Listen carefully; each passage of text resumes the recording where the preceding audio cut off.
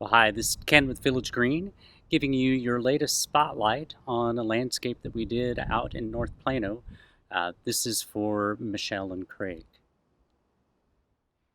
So, Craig and Michelle have a very large backyard, and they wanted something nice to look at while they were out in their backyard playing with their kids. They also wanted plenty of room in the yard so the kids could play.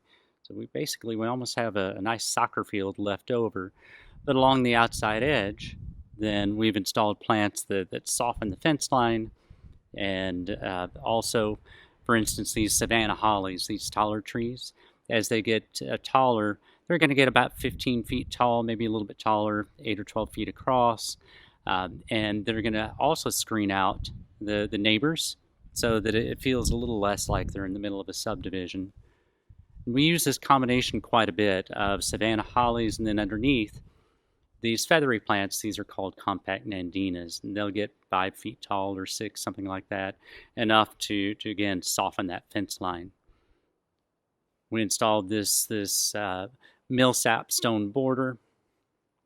And then as we go on across, this is a type of abelia, and this plant we use quite a bit.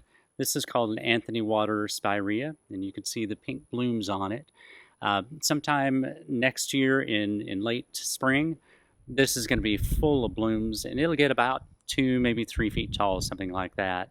And it's pretty well flame proof, and it's a consistent bloomer, so it's a great plant to use in the landscape. Then we used these are needlepoint holly in the back. That's a good filler plant. They needed some extra space, so they expanded their patio. And so we called in Pattern Concrete by Ray to do this work. And then around that, again, we used the compact Nandina. This is lamb's ear. Frequently, when we want more of an upright plant, we'll use this. This is a Louisiana Iris. It gets, about 3 feet tall or so, very upright. It does bloom, but we're not really choosing it for the blooms. We're more using it because of that upright texture, which again is going to soften the edge of this concrete. In front of that, we've got giant liriope, and then the yellow plant. This is called kaleidoscope abelia. They wanted a nice area for a vegetable garden. At some point, they'll build a raised bed for that. So we installed this decomposed granite. And then this is, again, as a screen between them and their neighbors. This is a Japanese yew. And this actually gets up pretty good size. It's going to get up 12 feet tall or maybe a little bit taller. And so it's going to mask the view of their neighbor's place. Michelle and Craig were really pleased with the work that we did. Hannah and her team they also replaced some grass. As you can see, there was a sprinkler system installed, and some of the side area got torn up a bit.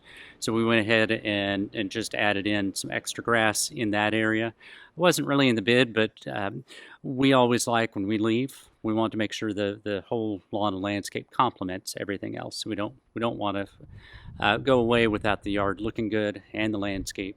And Craig and Michelle were just delighted that Hannah was able to do that for them.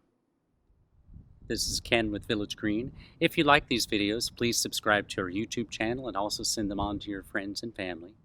Village Green is your neighborhood lawn and landscape health source. If you're looking for a new landscape, if you're looking for help with your lawn, or if you're looking for sprinkler repair, please give us a call.